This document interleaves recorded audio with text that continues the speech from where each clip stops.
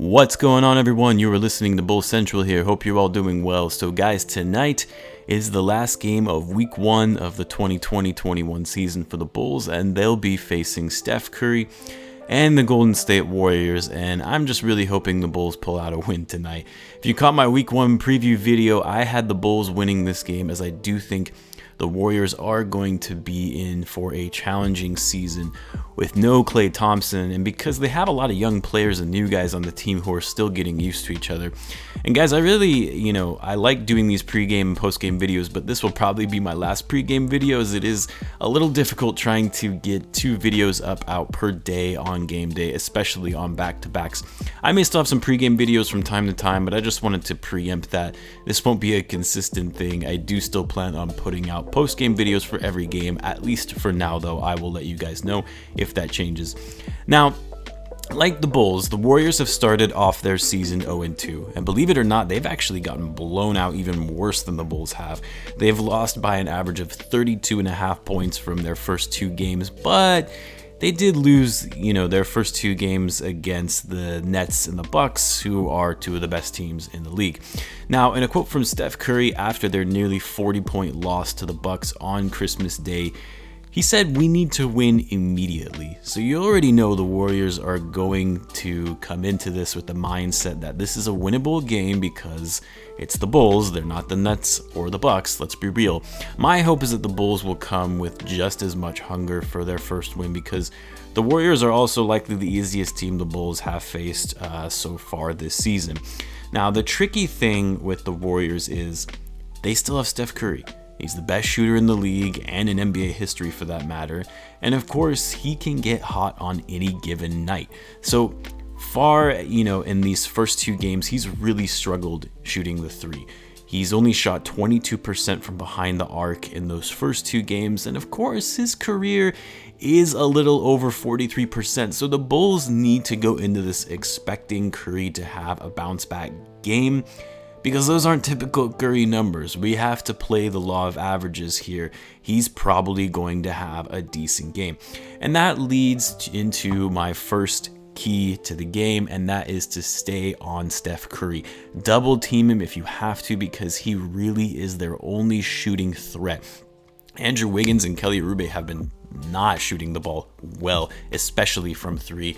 And with no Klay Thompson, Kevin Durant obviously is no longer with the team anymore. Just like the Nets and the Bucks did, focus on double teaming Curry to avoid him from getting any open looks, because more often than not, he'll knock down shots if he's wide open. That's just how good he is at shooting.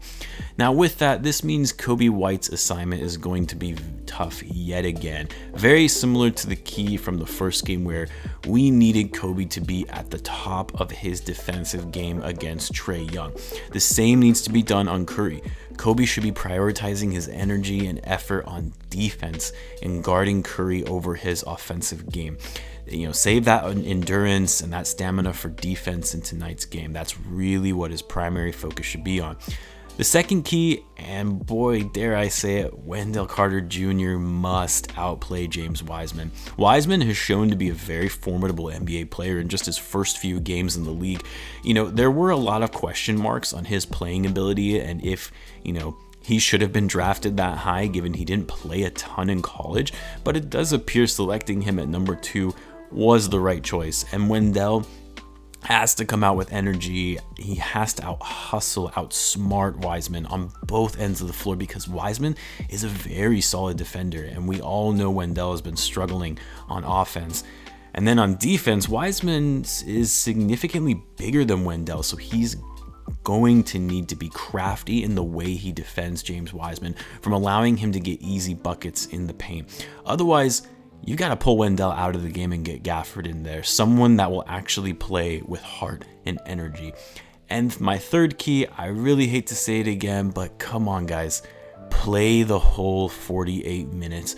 We saw it last season, and so far we've seen it this season. Bulls players continue to take nights off, quarters off, get beaten down, and appear to quit.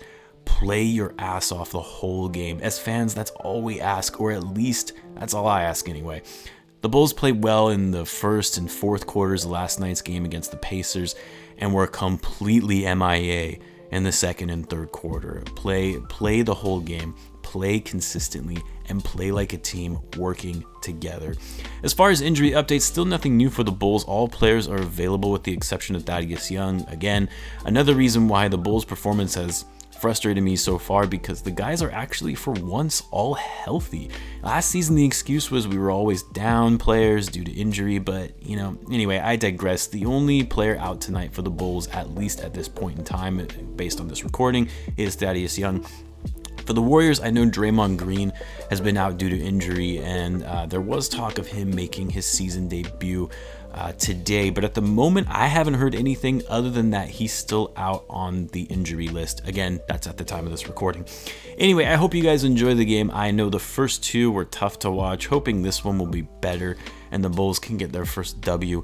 I'll be back with a post-game video after the game. As a reminder, don't forget to subscribe if you want to be included on the $50 gift card giveaway to the NBAstore.com. All you have to do is subscribe to be automatically entered. The drawing will remain open until the channel hits 2,000 subscribers. Thanks again for all the support on the channel, guys. I do really appreciate it, and I will catch you guys in the next one.